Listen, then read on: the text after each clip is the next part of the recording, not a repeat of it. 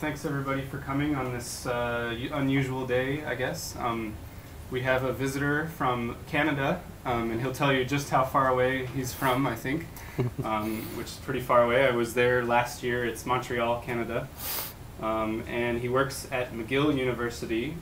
Originally did a bachelor's degree in physics, and then did chemical engineering at McGill University, and then worked in industry for a little while, and then came back and is now actually the chair of the Department of Chemical Engineering at McGill University. And his research interests are mostly around plasma processing. He's been recently getting into using his plasma processing experience to do some solar energy things, particularly around solar thermal.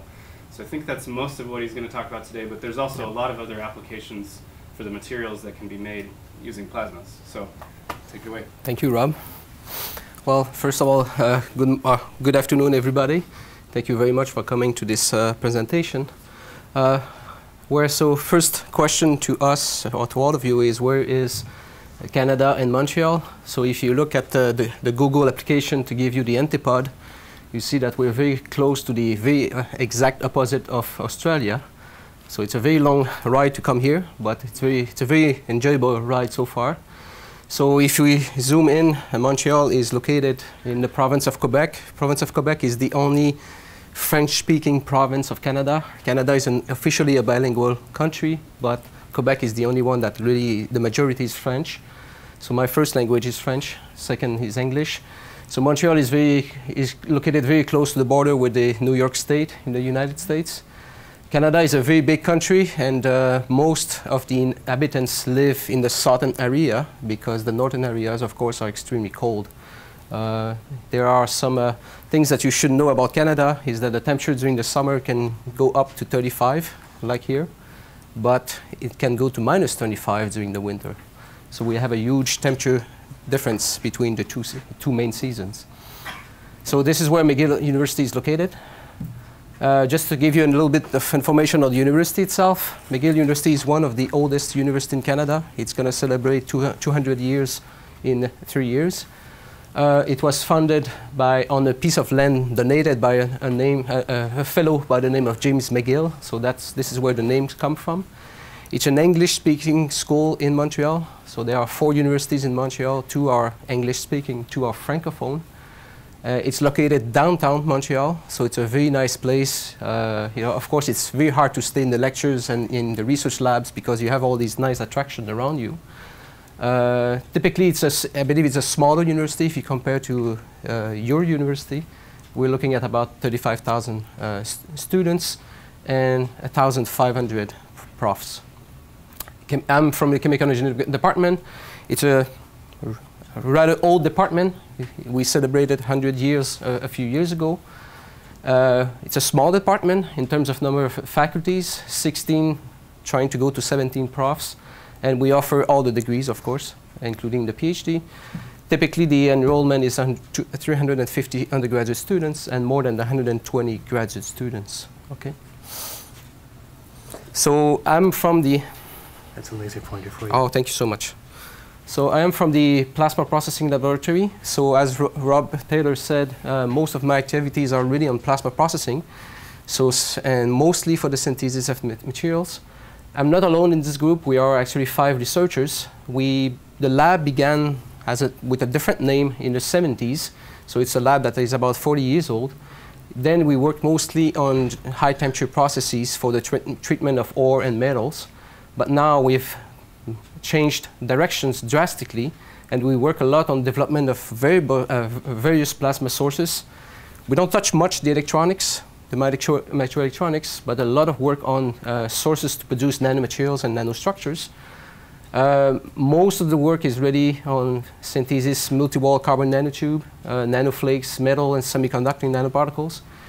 It's a plasma processing lab, so the interest is always to develop a process that is scalable and that can be brought outside of the laboratory. I work also on plasma-assisted combustion with people in mechanical engineering, and also on plasma medicine, which is a really nice booming field in plasmas. We do a lot of work on the functionalized coatings and also dense and thick coatings. We also do laser machining to develop hierarchical surfaces, so that we look at multi-scale type of surfaces. And of course, we do quite a bit of modeling to back up some of this work. So the activities in my groups, essentially 3 streams. The one that is really the focus of the talk today is really on the synthesis of nanostructures and heterogeneous nanostructures. And I will spend most of my time talking about the ones that we use for solar thermal application, but also for hydrogen production. We also develop various plasma sources for small scale, portable sources. So some of you may have worked with plasma device, to deposit coatings or to surface modify a surface. But we also develop portable ones that are handheld, so that we can use either to do wound healing or sterilization on biological surfaces, but also as injectors on gas turbine engines. So these are the work really on a small scale. And we also have the traditional high power type of high temperature applications of plasmas, where we do treatment of ore, and including titanium dioxide, which is very big in Quebec, and also some work on waste treatment. So just a few definitions before I go too far. What I call a nanomaterial is basically a material that has at least one dimension that is less than 100 nano. This is the very generic definition. So that means that a 3-dimensional object may have only one dimension that is nanometric, but it's still considered a nanomaterial. And there are all sort of geometries that we know very well, from the 0D structures like quantum dots, that that if you disperse quantum dots into a liquid, depending on the band gap, or if you want, depending on the size of the quantum dot, you can have different absorption properties, and therefore you can make these nice little colored solution. So these are 0D structures. You can have the 1D structures, which are the rods. And all these other structures are structures that we produce in the lab, and they tend to be heterogeneous, in the sense that, for instance, here we have carbon nanotubes that are grown over a growth surface. These are nanoflakes. They look like cornflakes, if you want to see it this way, cereals. These are carbon nanotubes that have been decorated, so we are able to put smaller nano entities over nano entities. So there's a multi-scale type of structure here. And something that I'm going to talk quite a bit about is what we call the nanofluid, which is another type of heterogeneous nanostructure. So what is heterogeneous? Well, it's an assembly of nanomaterials. The one reason why we want to assemble nanomaterials together is that we want to combine properties, of course. Okay? And something that, again, that I'm going to talk about are the nanofluids. Essentially, nanofluid is a nickname or short name to say that these are engineered colloidal suspension. So it's a colloidal suspension we designed for a very specific purpose. And I will hopefully highlight what are the major challenges associated with the synthesis of production of these nanofluids. And just to give you an example here, these are 3 very nice nanofluids. And this is a crappy one. So this is the typical nanofluid that you would obtain if you don't pay attention to all the details. Okay, so why do we focus on multiwall carbon nanotube? Okay, multiwall carbon nanotube have been around for quite a while. They have obvious properties that everybody know, okay, like high temperature, thermal, conductivity, electrical conductivity. These are very good conductors. They are multi-wall, they're metallic, so they conduct electricity and heat very well. They have a very high aspect ratio. Typically, we're looking at diameters of 20 to 50 nanometer, and they can be quite long. Okay, we can control the length from 1 to 20 micron, and even longer than this. In the lab, typically, we don't go past this, but you can see the aspect ratio. That is huge. Okay. Some of the not so obvious properties, well, some of the things that we should know now is that the carbon nanotubes are extremely easy to produce now. And they are also very easy to functionalize. Carbon nanostructures are kind of boring from the chemical standpoint, because you can't do much with them. They have very low surface energy. But you can easily functionalize them to give them some new properties and make them compatible with all sorts of other surfaces. Now you can produce multi-wall carbon nanotube with large-scale processes, and therefore you can get them for extremely cheap. Okay, the one thing that we have that we know that is extremely useful for thermal application is that these are broadband absorber. Carbon nanotubes absorb extremely well from the UV to the near infrared. Okay, they peak mostly in the UV, but still they have broadband absorption. Metallic conductor. The nice thing that I use for most of my heterogeneous nanostructure is the fact that it's a very nice support structure. Okay, it's a long object that I can easily graft and attach materials onto. Okay. So just this slide gives you an overview of where we start and what we typically produce in the lab. So of course we start with most of the processes in my lab are dry processes. So we don't do wet chemistry at all. We do there are physics-based or thermal-based type of processes. We avoid the liquids if possible. So we start with metals, inert reactive gases, ceramic, plastics, and metal targets. It really depends what we want to achieve. And these are typical structures that we obtain. So here is, I'm going to talk about this a little bit later on, but this is a CNT, so multiwall carbon nanotube forest over a piece of stainless steel. Now you can decorate these individual nanotubes. So you can put metallic nanoparticles over. So if you put a huge amount of metallic nanoparticle over the surface, you get what we call a granular coating, which is a very porous coating, extremely high surface area. In this case, we have zinc oxide, so it's really, in this case, it was really for photovoltaic application. Here's another one. So this is a zoom on a carbon nanotube. So what you see, the little dots on this are actually cadmium selenide nanoparticle. Typically, the nanoparticle size is between 3 and 5 nano, so extremely small nanoparticle. We can do the same, but by putting gold. By putting gold, we are looking now at bio applications. And once you play with the surface chemistry of the tube, because again, carbon nanotubes have a low surface energy, so if you try to disperse them into a liquid, especially water, they won't form a stable solution at all. Okay, because carbon nanotubes are non-polar, water is polar, so if you try to disperse these tubes in a liquid, you would form big agglomerates like this, and you won't get anything stable. So what we discovered and invented in the lab is actually a plasma process that allows us to surface modify the carbon nanotube before we disperse them into in the liquid, and therefore we form a very stable suspension. Okay, so I'm going to spend some time talking about this.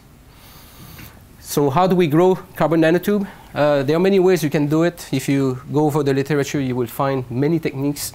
You can use plasmas, you can use arc plasmas, you can use t-CVD. But the simplest way is really by CVD, so chemical vapor deposition. And the way it works is extremely simple. You have a furnace, a quartz tube here, and you put a boat, let's say, at the center of the furnace, and then you put a growth surface over there where you're going to grow the nanotube from. Carbon nanotubes grow from iron, cobalt, for instance, islands. So there are many ways you can prepare the surface. You can take a surface and then you deposit nanoparticle of the catalyst over the surface and then you do the growth. We discovered a simpler way of doing things. So instead we take a stainless steel mesh. So you see the bars of the mesh here. And by doing a very simple heat treatment, what happens is that the chromium atoms are migrating to the surface, and this forms iron islands on the surface. These iron islands are typically 20 nano in size. So when you're exposed to this mesh to acetylene at high temperature, the gas will decompose and the carbon will start to diffuse into the iron. At some point it will saturate it, and then the carbon nanotube will grow out of the stainless steel by precipitation. So this is essentially what you start from, and this is what we end up at the end. So you see these bars are completely covered of multi-wall carbon nanotube. What is extremely interesting about this process is that if you zoom on this, you will see that the carbon nanotubes are very well isolated from each other. Okay, so they don't overlap and they don't twist around each other. So they're very well isolated. This is extremely important for the next step that I will explain in a second. The other thing also is that these tubes are grown from the surface, so they are extremely well attached to the surface. Okay? In fact, if we want to remove them from the surface, we use sonication to do that. What happens is that we don't remove the catalyst or the iron, the tubes are actually broken off from the surface. So the nice thing is that if you agitate this or sonicate this, you will liberate only carbon nanotube. The catalyst will stay on the surface. So that's a nice way of producing clean carbon nanotube. Now, this question about having a network that is extremely, again, the nanotubes are well attached to the surface and they form an open network is extremely important because, as I said before, carbon nanotubes have low surface energy. They are not very interesting to, if you want to disperse them in the liquid, that won't work. So what we do is we actually zap them with a plasma. So we use a plasma, a low pressure plasma, so we use exactly the same reactor that we had, the same furnace, except that once the growth is over, we let it cool down, we wait some time, and then we evacuate the chamber, bring it to a low pressure, and then we strike a plasma over the carbon nanotube. So this is where the nanotubes would be sitting. And we have to play a little bit with the chemistry, because if you look at this chemistry, you would see an hydrocarbon and you would see an oxygen, okay? If you have a plasma that contains only oxygen, you will burn off the carbon nanotube. So you will form CO and CO2, you will degrade, burn them off, and you will basically destroy the nanotubes. If you use a plasma that contains only an hydrocarbon like this, you will end up plasma polymerizing the carbon nanotube. So you will deposit an organic layer on the tube, okay? So what we want to do is something in between. We want to graft functionalities on the surface, covalent functionalities on the surface, and in fact what we are interested in, we want to put carbonyl, carboxyl, and hydroxyl groups on the surface, okay? These functions that are grafted, so it's not a coating, it's really a function, a covalent function on the surface. These functions have a very nice feature, they are highly polar, okay? So if you now take these nanotubes, functionalized nanotube, they are now extremely polar, they are still, let's say, on the growth surface, and then you measure the contact angle. Again, carbon nanotube, if you put a droplet of water on the surface, low surface energy, large contact angle, doesn't wet at all. Well, it wets just a little bit. But now if you put the functionalized ones, the contact angle becomes impossible to measure, okay? So if you put a droplet of water, it would just seep through the mesh, okay? So we demonstrated that we can add functional groups on the surface that are highly polar.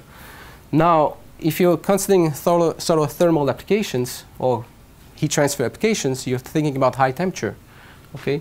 So we demonstrated recently that this surfaces is stable up to at least 400 Celsius, 50 Celsius in air. So we don't degrade the functions up to this temperature in air. This is a very important, I guess, statement at the end. People doing nanofluid, since the beginning, the way they do them is they take the nanoparticles, so they take the nanotube, for instance, they mix it with the solvent, the liquid, and then they add what we call a chemical surfactant. The surfactant is basically a molecule, an organic molecule, that will basically stabilize the tube in the solution, okay? So it adds chemical complexity to the solution, but the problem with it is that all surfactants, if you bring them up to 60 Celsius about, they degrade, and in fact, they're completely degraded, okay? So if you have an applications for the fluid that requires a temperature above 60, the surfactant idea won't work, okay? And very soon I will show you results that our nanofluids are stable at temperatures that are way higher than this, okay? So then we have now access to thermal applications. This is the next is really a little video that shows the contact angle business again. So again, non-functionalized tubes on the surface, and then the droplet. And this other one is functionalized, so super hydrophilic surface. You have to pay attention to this surface. As the droplet touches, you will see that it rises slightly because it absorbs all the water in one very, very rapidly, okay? So this is a highly wetting surface now. So what we do is, once we have this beautiful surface, we sonicate it in water or any other organic fluid, and we form the nanofluid. You see non-functionalized and functionalized, okay? So now let's look at the intended application. One of the intended application, solar panels. So this is, of course, I won't teach you this because you know much better on this than me. Parabolic collector, for instance, and as you know, you have this black tube inside which you circulate a heat transfer fluid. The heat transfer fluid is typically, well, it can be terminal, but it can be ethylene glycol, any of the glycol. So essentially the solar rays are coming in, they're focused on the backside of the, on the backside of the tube, and then you have heat transfer from the wall to the fluid, and then you can use this to transport it away. The whole idea that Professor Taylor and colleagues came up with is actually to replace the backside collector, instead using a transparent tube, and use the nanofluid itself to absorb the solar ray. And the whole idea here is that if you have a back collector here, of course, it absorbs the energy, and some of it will be ideally conducted inside the fluid, but some of it also will be conducted away from the outside. So you have an energy loss. If you have absorption volumetrically inside the nanofluid, it's inherently more efficient, and so the energy is absorbed where it's been transported. Okay? So we can, in our lab, we can actually design the nanofluid such that we have 100% absorption over the thickness of the fluid that we have here. Okay? By adjusting the concentration, we can basically say, well, obtain a nanofluid that absorbs over the thickness. So this is a few examples of nanofluids that were produced. These are the solvents that we use. We always use multiwall carbon nanotube for that are plasma functionalized. So this is ethylene glycol. Of course, it's a transparent liquid. It's not much. It's a useful heat transfer fluid, but of course it doesn't absorb in a UV and visible range. And as you increase the concentration of carbon nanotube inside the solution, you get that kind of nanofluid. And these are all the various solvents that we use. Water, of course, because it's a nice control, but ethanol, methanol, isopropanol, denatured alcohol, some of the glycols. And of course, we are looking at this one because it's an interesting heat transfer fluid that allows you to go to a very high temperature. But this fluid is unique when you compare it to all the other ones. All of these are polar fluids, and this one is not polar. Okay? So when we started working on this one, we said, yes, ideally it would be nice to disperse our nanotube in this, but with polar nanotubes inside a non-polar fluid, it's most likely not going to work. So this is just an idea of what we've been doing recently.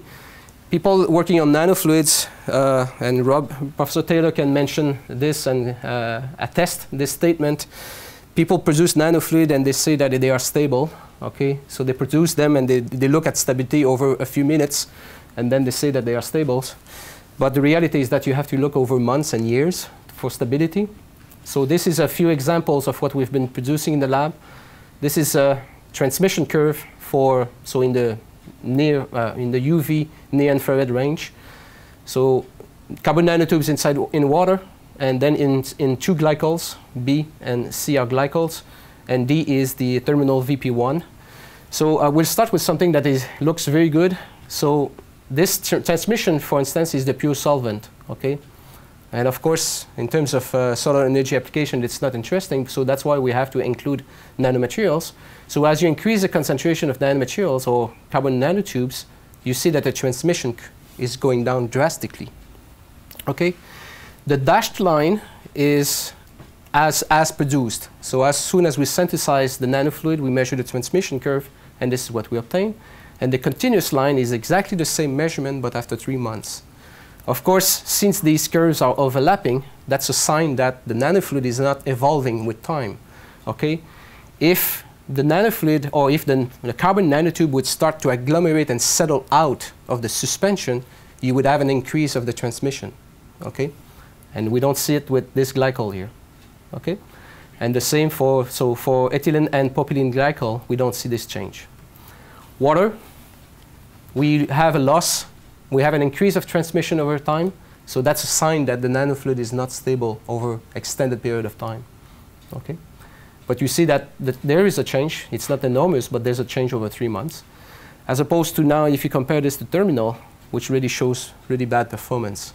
Okay, but again, this is not a polar fluid, so it's very hard to disperse a polar nanomaterial in it now. And just to give you an idea of what will happen if you have an unstable or a bad nanofluid, this shows a video of, let's say, a nanofluid that is made of carbon nanotube in water. Is it water? No. Do you recall the solvent for this one? Propylene glycol. So as you heat up this thing to high temperature, if you go, what you see is that the nanofluid starts black. So it's, of course, we've done some sonication beforehand, so it was all well mixed. But as you raise the temperature, what happens is you start agglomerating the nanoparticle together, and you form these huge agglomerates. And at some point, you lose all the properties that are associated with the nanoscale. Okay? So this is what happens when it's non-functionalized. Well, when it's functionalized in a glycol, well, it's black to start, and it remains black. Okay? So it's kind of boring to look at, but it's actually the good result. Okay? Now, one extremely important measurement or set of experiments that we had to do is to look at the high temperature stability. Of course, if you're looking at heat transfer applications, you want to go way past the 60 degrees Celsius. Glycols will allow you to go to about 180 or 190 Celsius, so you want to test the stability for that. So in this first case here, we have a nanofluid that is carbon nanotube in water, and we see that at least over the short term, the nanofluid is stable at high temperature. So essentially what we did here is that we brought the nanofluid to 85% of its boiling temperature, of the solvent's boiling temperature. Okay, so for water it would be 85 Celsius. So, and you boil it for a while. So essentially when you boil, the solvent goes away and the nanofluid concentrates. But you should see that in this case, if we close the loop, when you allow all the solvent to return, you can remeasure the transmission and you obtain exactly the same. So this one is high temperature stable. And the glycol also are stable at very high temperature. So they can go all the way to 170 Celsius, which is something that has never been reported. Okay? And the nice thing with these two glycols, again, they are stable over time, okay, at high temperature and over time. And we see of course, some kind of somewhat expected result with the terminal. Okay, so one of the things also that we tried is to use these nice multi-wall carbon nanotube nanofluid as a heat pipe. So the whole idea of a heat pipe is that you basically apply the heat to the liquid, you vaporize some of the heat, and you use the latent heat of the phase change. You recuperate the phase change energy, so the latent heat. So what we did is we built a nanofluid that contains carbon nanotubes and denatured alcohol. So the nice thing is that this has a low boiling point, so it's lower than water. It's typically 80 Celsius about. So what we have here is the top curve is the transmission curve for this denatured alcohol, which is a transparent fluid. As you put the nanofluid or the nanoparticle in there, of course, you reduce the transmission. This is really what you want to do. So what we did is we ran the heat pipe for 5 cycles, and we measured before and after the 5 cycles, and we obtained exactly the same transmission curve. So that, for us, is a conclusion that at least for 5 cycles, you can cycle this system. Okay? So if this lasts forever, for a very long time, you can imagine a heat pipe that is based on the nanofluid. So the difference here is that this heat pipe could use solar energy to cause the phase change. Okay? We've done also some, I would say, this is heating on a hot plate, of course, but we've done some very drastic heating of the nanofluid. So we exposed it to a laser beam that has a heat flux of the order of 10 to the 6 watt per square meter for 6 hours, which is huge. It's at least 1,000 times what you receive from the sun right now. So it's a very high heat flux. And we exposed it for 6 hours in a continuous loop, and we saw no sign of destabilization. So we honestly believe that we now have a fluid that can be used as a heat pipe in a heat pipe application, and using again the solar energy to produce the phase change. So this is a calculation that we've done. It's basically to calculate the stored energy fraction. So you basically take the spectrum, the solar spectrum, and for given absorption distance and concentration of nanoparticle, you can calculate how much of the energy is absorbed. Just to give you an idea, this is a denatured alcohol. So denatured alcohol it's an organic material, so it absorbs slightly in the near infrared. So if you don't put any nanomaterial in it, it will absorb solar energy, but to some extent. And as you notice, as you increase the thickness over which you have absorption, of course, this stored energy increase. But you see that you have to go all the way to 10 centimeter before you see something like 35% absorption, which is a huge volume for very little absorption. But as you put a very small quantity of these carbon nanotube, these are extremely small numbers. 5 milligram per liter is very small, okay? You can have, for practical distances, like say 5 centimeter, you can have pretty much 100% absorption with extremely low concentration of nanotubes. Because people would ask me the question right away, well, carbon nanotubes are expensive and fancy materials. If you go to large volume applications like this, that doesn't make any sense. But my answer to these persons would be, well, first of all, we put very little, and now the synthesis process is scalable. We can produce nanotubes for extremely cheap. Okay, now let me switch gear, because I talked about the solar thermal application, but there's something else that we can do with this very nice heterogeneous nanostructure. So allow me to step back. We're not into the fluid anymore. So we basically use these carbon nanotubes, but now we decorate them. So we put metallic nanoparticle over them. Very easy to do that. You can do it with wet chemistry. We don't do it this approach. We can do it by thermal evaporation. We can do it by laser ablation. We have many techniques to do that.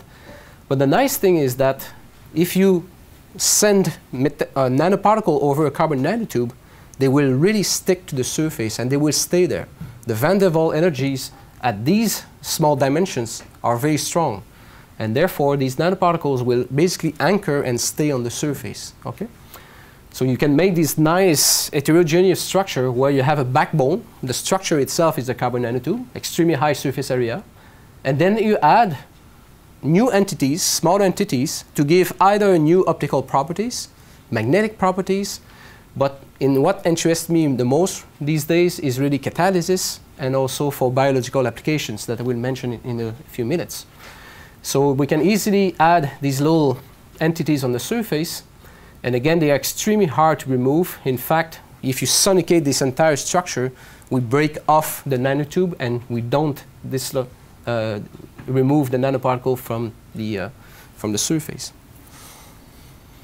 The big challenge though, well, and this is something that I'm going to discuss later on, if you want to build a nanofluid out of this, of course, when you add nanomaterial over the nanotube, you basically remove some of this surface area that you normally use to stabilize the nanotube. Okay? So we have to balance. We cannot decorate too much. We cannot put too much nanomaterial over the surface. How do we do these nanoparticles? Again, there are many ways to do that. By wet chemistry, you can have very nice size distribution. You can produce quite a bit of nanomaterial. But the problem is that you have to play with all these nasty chemicals very often, very complex synthesis routes. Instead, what we do is a very simple physics-based technique. We do laser ablation. And the way it works is extremely simple. So we have a chamber, and the chamber contains the target material.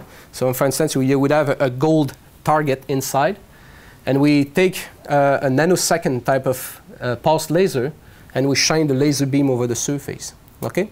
If you do this at very low pressure, because the chamber itself is under pressure, so with typically vacuum conditions, if you go at very low pressure, what will happen is that you will vaporize atoms from the surface, and you will deposit on a collecting surface, you will deposit a metallic film.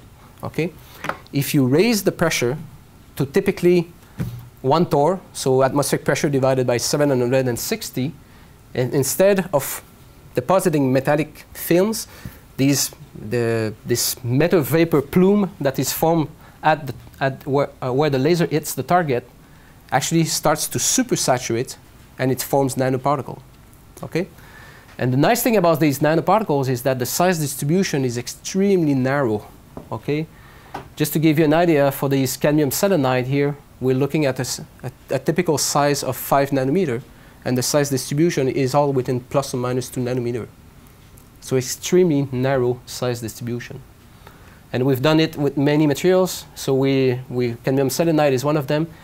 You notice that this is, of course, an alloy.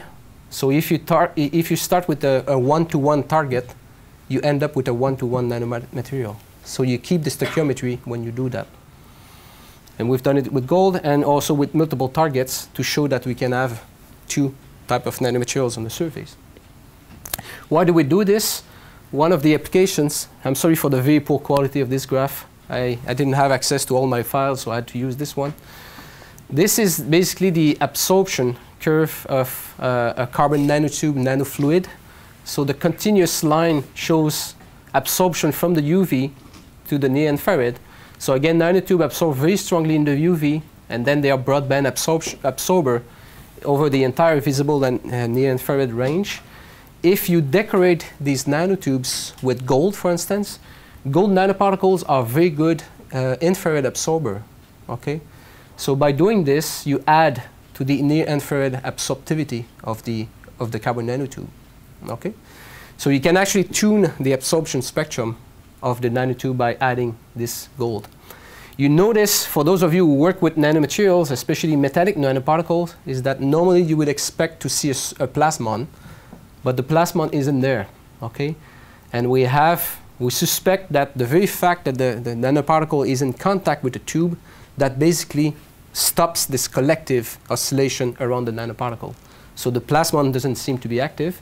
So instead, what we observe is a broadband absorption, okay? But why gold?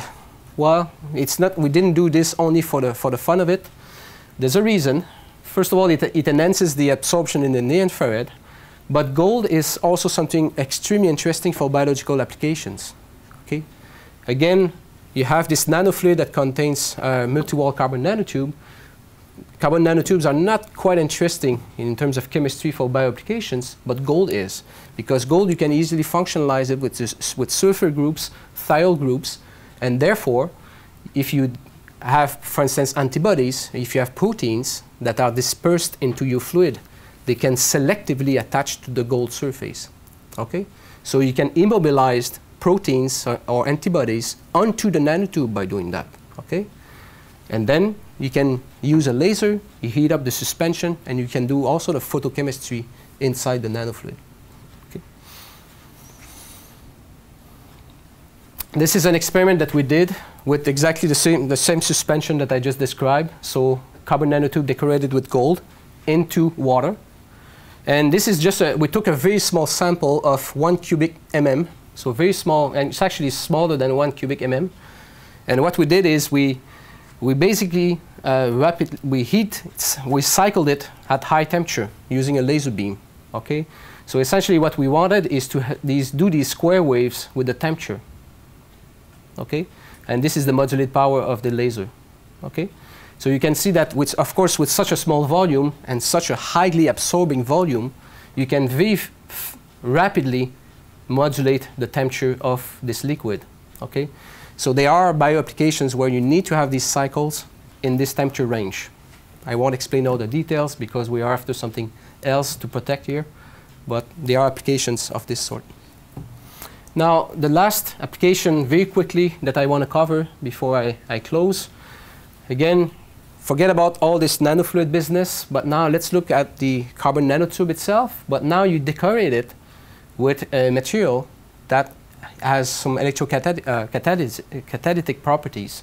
For instance, nickel is a known catalyst, and you can use it to produce hydrogen from water. It's not an efficient catalyst, but it's a very cheap catalyst if you compare it to platinum, for instance. So the whole idea here is to use this nice three-dimensional structure that is offered by the carbon nanotube. You decorate these tubes with nickel nanoparticle, and then you look at the electrocatalytic potential of these surfaces. So what you observe is, this is a control, so these are carbon nanotubes only, and then you do laser ablation to produce nano nickel on the surface, and then you look at the electrocatalytic activity to produce hydrogen from electrolysis of water. So this is bulk nickel. Again, nickel is a catalyst to produce this reaction. It's a really not efficient one. But as you decorate the nanostructure with nickel nanoparticle, you see a drastic increase of the electrocatalytic activity. Essentially, you form a nano-sized catalyst. So you form something that has an extremely high surface area. Okay? And we see that we have an increase of about 2 orders of magnitude activity when we do that kind of structure. And again, a structure like this is extremely cheap. It's very easy to produce and cheap. Is that an nanoparticles, you could do that also with platinum, right? Yep. It would be still relatively cheap and probably even outperforming that. We are trying to go away from the normal catalyst, but definitely you could do it with platinum. Yep. And the reason why this electrocatalytic activity is so big is, of course, we're looking at extremely small particle, and the surface area is enormous per particle. Okay, just to wrap up, I just want to, I don't have a conclusion for you, but essentially I would like to acknowledge my research group, my PhD students, MN students, and also the interns who have worked on these various projects, and of course all the funding agencies that are behind these projects. So thank you very much.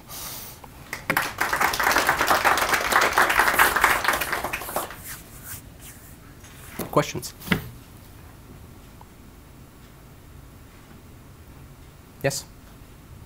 When you were talking about functionalizing the surface of your carbon nanotubes, and then you talk about later on dispersing the metal nanoparticles on the surface, I noticed that you said that you can control the nanoparticle size by varying the pressure. Yep. In regards to the functionalizing, could you use that as a way of controlling the size of the metal deposits as well, or influencing the size, or in fact the activity of the material if you're using it as a catalyst? So far we haven't seen an effect of this. The only effect that we saw of this grafting is really to change the surface energy to have something more stable in the liquid, but we never saw any link with the properties of the nanomaterials, for instance, that is attached to the surface. Because if you do it with metal oxides, if you treat the surface of the metal oxide, say with an organic or something like that, you can actually affect the dispersion of the material that you're putting on the surface. I believe so. And the other, I guess the other question is, would you be able to put metal oxides on the surface of your carbon nanotubes? We never tried that, but it's definitely doable because, as I said, with the pulse laser ablation, if you operate at low pressure, you can do it in reactive conditions.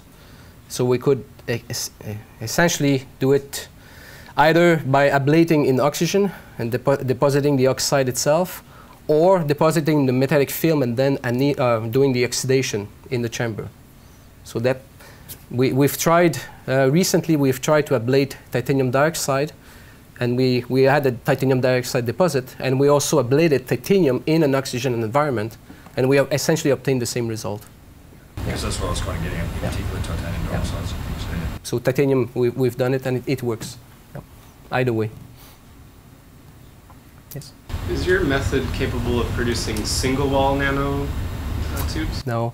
It's all about the size of these iron islands that we have on the surface. We would have to prepare the surface in a different way to obtain extremely small islands on the surface. There are other techniques, much more complicated than the ones that we have. But no, our technique doesn't do that at all. We have a very limited control of the size of the islands, in fact. So. Yes? Just another question on that as well. When you talk, I mean, when you normally form carbon nanotubes, you have a catalyst, which is say metal like iron or nickel or something like that. And the way it goes is that the carbon diffuses. If you have a deposit on the surface of something, then the carbon diffuses through the metal deposit and supersaturates, and then you grow the tube. So do you actually get? Is that what happens with your one, or is it? This is it. This is what happens. Okay, so you have the actual metal sitting on as a cap on top of the nanotube. No. The metal stays on the surface. Okay. Okay, right. It's a root growth method. Yeah. Okay. Because I thought the other way was that you actually lift the maybe because you're using the stainless steel sort of support if you do it. Yeah.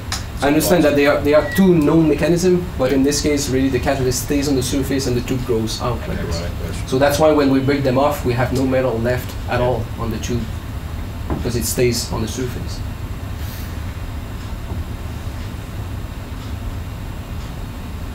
Yes? Have you compared prices at all in terms of the economics of your method versus how other people do it? Because you say it's scalable and all that. Well, I would defer the question to Nathan, who is looking at this for his PhD project, but he can do me. I don't know if we ran any fancy analysis how much it costs, but you know, acetylene is not an expensive gas. The CVD itself, of course, it's a high temperature process, but all in all, we didn't run the numbers yet, so And now we have a project where we need to increase the production because we're looking at we need more nanotubes. So we plan to use exactly the same furnace but with a multipass to increase the yield per pass, per batch, I would say.